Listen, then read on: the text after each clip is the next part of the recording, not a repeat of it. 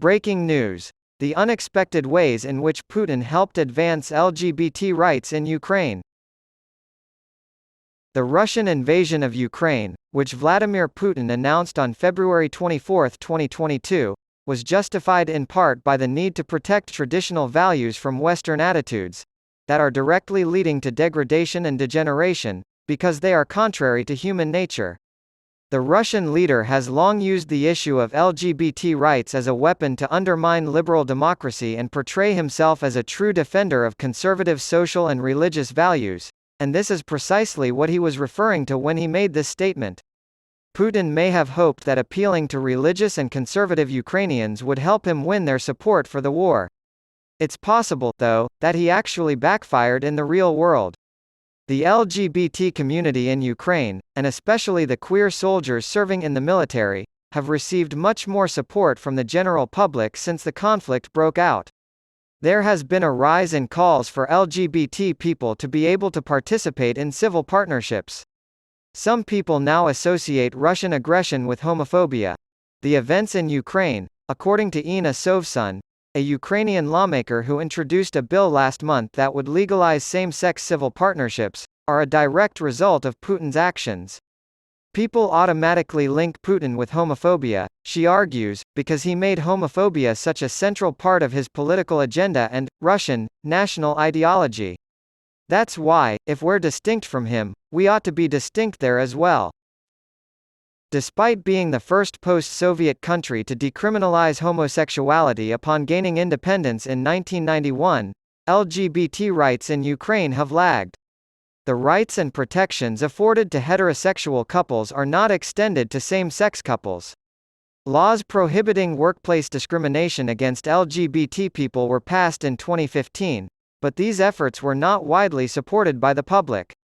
60% of respondents to a 2016 survey by the Kyiv International Institute of Sociology and the Ukrainian human rights organization Nash Svit held a negative view of the LGBT community. Only a third of those polled felt they should have the same rights as everyone else. Since then, a lot has changed. Opposition to the LGBT community dropped to 38% in a follow-up survey conducted by the same pollsters last year, while support for equal rights nearly doubled.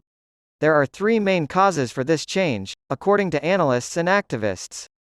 The first is that, as Sovsun points out, hostility toward Putin and the homophobic ideology he promotes has grown significantly in Ukraine. Second, many Ukrainians consider the war, which is widely seen as a struggle between liberal democracy and authoritarianism, to be an integral part of the country's shift in orientation towards Europe and the West, which includes greater equality and inclusivity. The third and perhaps most important factor is the people in the LGBT community who are already out there fighting for equality. It is estimated that there are thousands of openly gay servicemen in the Ukrainian armed forces. Although many of them haven't come out, they are becoming increasingly visible. We had more coming out stories than ever before after the full-scale invasion, says Max Potapovich, media manager of LGBT Military, an organization that advocates for Ukrainian soldiers. Potapovich's job description includes using social media to spread the stories of soldiers serving on the front lines. More than 1.5 million people saw a post about Ivan and Mykola, a gay couple. Our queer soldiers understand that they may lose their lives really fast and that they didn't live as freely as they could have without war, says Potapovich. Despite homophobia, it encourages them to come out. The Russian invasion of Ukraine prompted 27-year-old musicologist Petro Zhiruka to enlist in the Ukrainian military. He eventually came out as the only openly gay service member on his base. He tells Time, "The war changed everything." Zhiruka says the love and support he received from friends and fellow queer soldiers inspired him to come out publicly despite experiencing plenty of pain and loss during the war, including the deaths of friends. He says, "I opened up completely, and now I fight as hard as I can for my rights and the rights of my community. I feel like the war pushed me to be a better version of myself and made me stronger." In the same 2022 study, 53.8% of respondents who have a negative view of LGBT people said they support their inclusion in the military, indicating that support for queer soldiers is growing among Ukrainians. Among those who see things positively, approval can reach 82.6%. The unique difficulties faced by LGBT service members are also becoming increasingly recognized. Due to the lack of legal recognition of same-sex partnerships, a queer service member's partner would be denied the ability to make medical decisions on their behalf, bury them, or receive state compensation in the event of an injury or death. Sovsun hopes that her legislation will correct these inequalities, but it has a long way to go before it becomes law. Although 17 other legislators have co-signed the bill, including members of her party, Holos, and the ruling Servant of the People Party of President Volodymyr Zelensky, the bill has yet to be considered by the Ukrainian Parliament's Committee on Legal Policy. Sovsun is pessimistic that this step will be prioritized anytime soon because it hasn't happened yet. Committee Chairman Denis Maslev did not return messages seeking comment. In response to a petition calling for the legalization of same-sex marriage, President Zelensky stated his support for greater equality but added that the constitution cannot be changed during a state of war or emergency. Sovsun notes that his party's backing is necessary for the legislation to pass because he's been trying not to go into an issue which can potentially be divisive.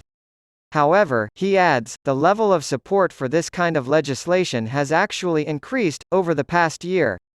Ukraine's queer soldiers, in her view, can't afford to wait until the war is over to begin fighting for greater equality. LGBT people who enlisted in the army are fighting for a country that does not fully support them, she says. While we are debating this in the parliament, others are out in the trenches defending our right to do so.